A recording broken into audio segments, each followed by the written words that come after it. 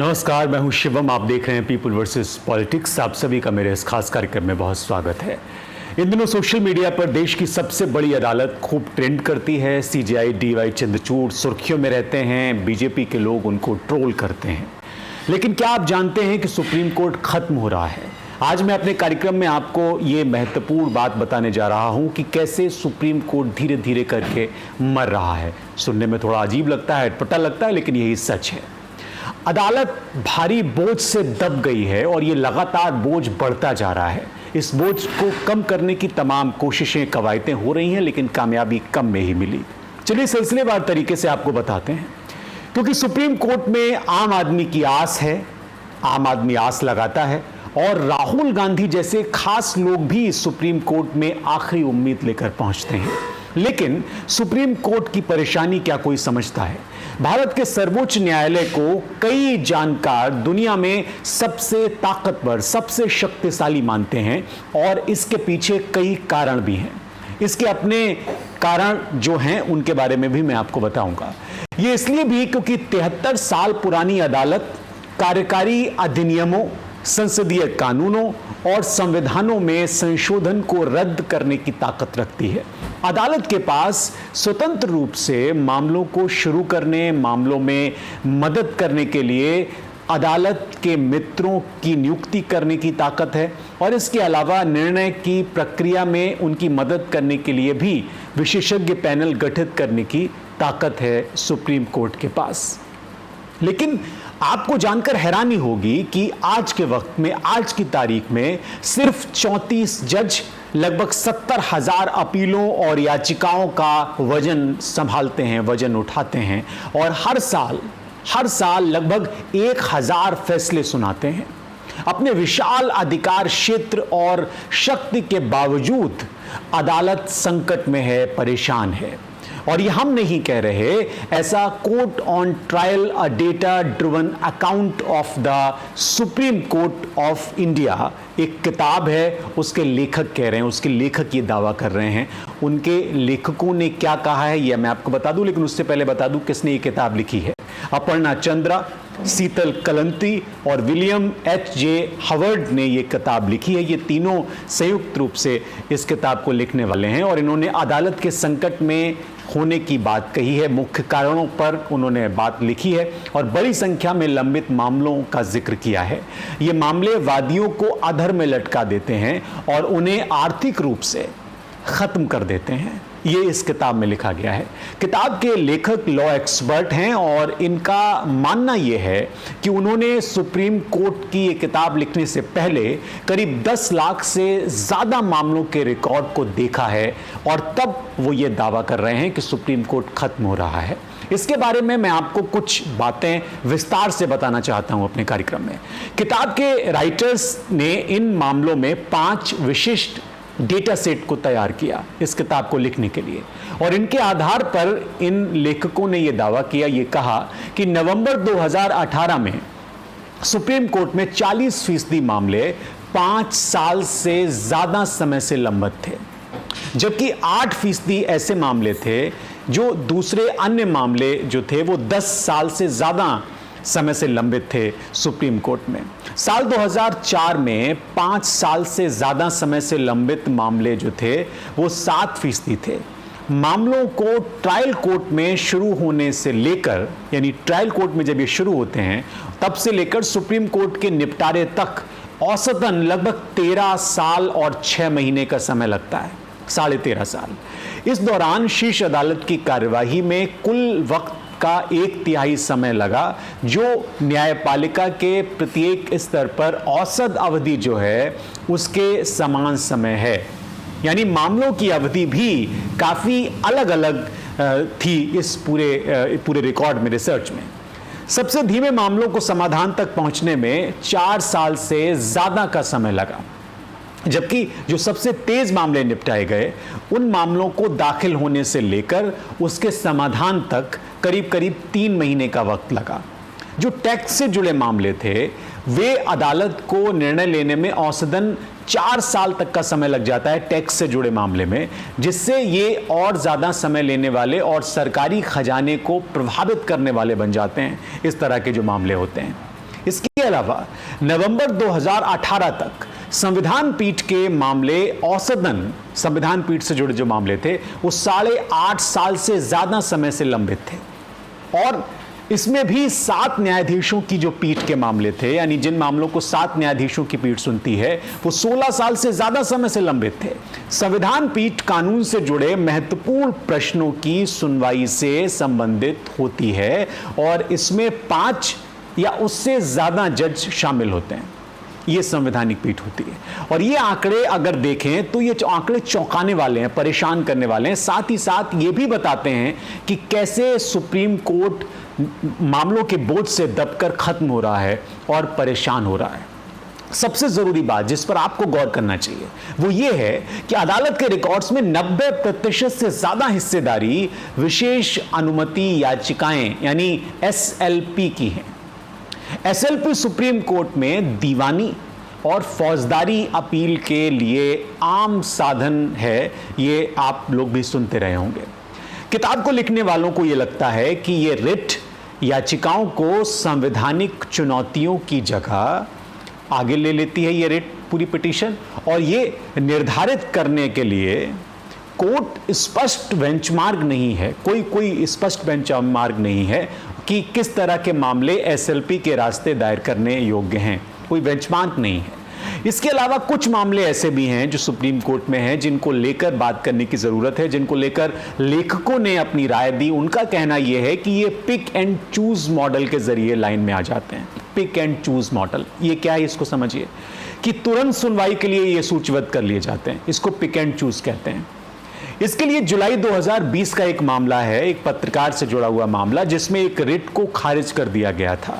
Writ में यह तर्क दिया गया था कि अदालत ने एक जाने माने पत्रकार, खूब तमाशा हुआ था, उसकी जमानत याचिका को प्राथमिकता इस मामले में दी थी, जबकि याचिकाकर्ता के मामले पर सुनवाई या पर्याप्त ध्यान नहीं दिया जा रहा था। न्यायाधीशों ने पत्रकार के मामले में शीघ्र उसको सूचीबद्ध किया, उसको सही ठहराया और ये कहा कि ये मीडिया की आज़ादी से, फ्रीडम ऑफ प्रेस से जुड़ा हुआ मामला था, इसलिए इसको चूज किया गया। लेखकों का कहना है कि इस मामले की केंद्र शासित प्रदेश जम्मू कश्मीर के खिलाफ दायर एक याचिका में उसके साथ इसकी तुलना की गई, पत्रकार की और जम्मू कश्मीर के मामले की, जिसमें इलाके में जो इंटरनेट प्रतिबंध लगाए गए थे उसके फैसलों की समीक्षा के लिए अदालत के आदेश पर एक व्यवस्था बनी थी, उसकी कमी पर सवाल उठाए गए थे इस याचिका में। तो ये कहा गया कि इसमें भी पिक एंड चूज गलत है। ये मामला भी लाखों नागरिकों की स्वतंत्रता से जुड़ा हुआ था और मीडिया की आज़ादी से संबंधित था, लेकिन इस पर इतना ध्यान नहीं दिया गया। लेखकों ने अपनी किताब में ये बात बड़ी डिटेल तरीके से लिखी और कहा कि भारी बैकलॉग की वजह से अदालत को मुश्किल मामलों को सूचीबद्ध न करने का रास्ता मिल जाता है, जैसे जम्मू कश्मीर जैसा मामला है, और इस वजह से इस कारण महत्वपूर्ण मामले लटके रहते हैं लंबी समय तक, जबकि अदालतों का ध्यान सामान्य मामलों पर केंद्रित रहता है। किताब में कुछ उदाहरण भी दिए गए हैं जिनका जिक्र करना बहुत जरूरी है, जैसे सरकार की बायोमेट्रिक आईडी योजना। इसके अलावा आधार को चुनौती देने वाले मामले जो थे, उनका निर्णय लेने में अदालत को बिना कोई सस्पेंशन ऑर्डर जारी किए पूरे 5 साल लग गए। 5 साल, ये 5 साल चौंकाने वाले हैं।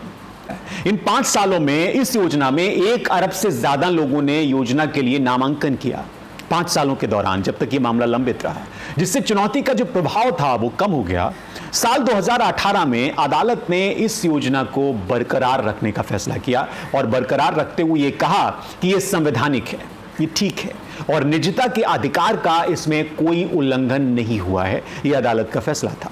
इसी तरह से एक और मामला है जो चुनावी बॉन्ड से जुड़ा हुआ मामला है। इसके ऊपर सवाल उठाने वाली याचिकाएं कई आई। चुनावी बॉन्ड राजनीतिक दलों को दान देने के लिए एक ब्याज मुक्त वित्तीय साधन है, ये ब्याज मुक्त व्यवस्था है। राजनीति में वित्तीय पारदर्शिता लाने के लिए इसकी शुरुआत की गई। फरवरी 2018 में चुनावी बॉन्ड पेश किए गए थे, 2018 का ये मामला था।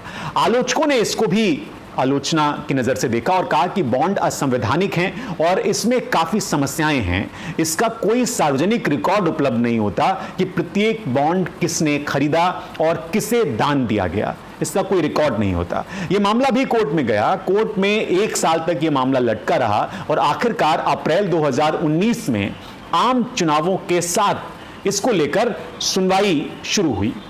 इस साल जनवरी में अदालत ने फिर से याचिकाओं पर विचार करने का फैसला किया, विचार किया और मार्च में इस बात पर विचार किया जा रहा था कि क्या इसे संविधान पीठ के पास भेजा जाना चाहिए। ये इस पर विचार चल रहा था। इस तरह के मामले जो होते हैं, इस तरह के मामलों के जो एक्सपर्ट होते हैं वो कहते हैं कि ये पूरे जो मामले हो रहे हैं इसमें कहीं ना कहीं अदालत का बोझ जिम्मेदार है और अदालत प्रणाली में महत्वपूर्ण मामलों की तुलना में अधिक सामान्य मामलों को प्राथमिकता मिल जाती है इस बोझ के चलते, और इसकी आलोचना होना जरूरी है और यह आलोचना को आमंत्रित करता है। आलोचना यह होती है कि अदालत यानी कोर्ट राजनीतिक रूप से संवेदनशील मुद्दों से बचने के लिए अपने बैकलॉग को ढाल के रूप में इस्तेमाल करता है, यानी हमारे ऊपर इतना लोड है। इस मामले में भी एक जस्टिस हैं जिनका नाम है मदन लोकुर, जस्टिस मदन लोकुर। वो कहते हैं कि मुझे ये स्वीकार करना होगा कि अदालत ने कुछ विवादास्पद मुद्दों को सुनवाई के लिए आगे लाने की जगह चुनावी बॉन्ड मामलों जैसे अन्य मुद्दों को भी खारिज कर दिया। ये जस्टिस मदन लोकुर के शब्द हैं। उन्होंने कहा कि आपको ये भी बता देना जरूरी है कि सुप्रीम कोर्ट कैसे काम करता है। भारत का सर्वोच्च न्यायालय 3 स्तरीय न्यायिक प्रणाली के सिद्धांत पर काम करता है। त्रिस्तरीय न्यायिक प्रणाली का सिद्धांत, जिसमें जिला अदालतें होती हैं, उच्च न्यायालय होता है और शीर्ष अदालत होती है यानी सुप्रीम कोर्ट होता है। निचली अदालतों को अधिकांश मामले को संभालना चाहिए, ऐसा कहा जाता है। केवल उन मामलों को रिजर्व करना चाहिए जो नए कानूनी मुद्दे पेश करते हैं या सुप्रीम कोर्ट को भविष्य के फैसलों में निचली अदालतों की सहायता के लिए एक व्यवस्था लानी चाहिए, एक सहायता के लिए नए स्पष्ट कानूनी दिशा निर्देश स्थापित करने की अनुमति देते हैं। इस मसले पर जस्टिस लोकुर एक महत्वपूर्ण टिप्पणी भी करते हैं जो कहते हैं कि हाईकोर्ट भी समस्या का एक हिस्सा है। क्यों हिस्सा है?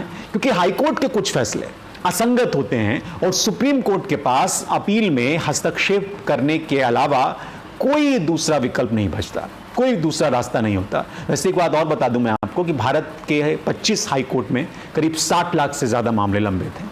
60 लाख, 6 मिलियन, ये भी आप जान लीजिए। अब राहुल गांधी का ही मामला आप ले लीजिए, इसको देख लीजिए कि सुप्रीम कोर्ट तक ये मामला पहुंच गया जबकि ये नहीं पहुंचना चाहिए था।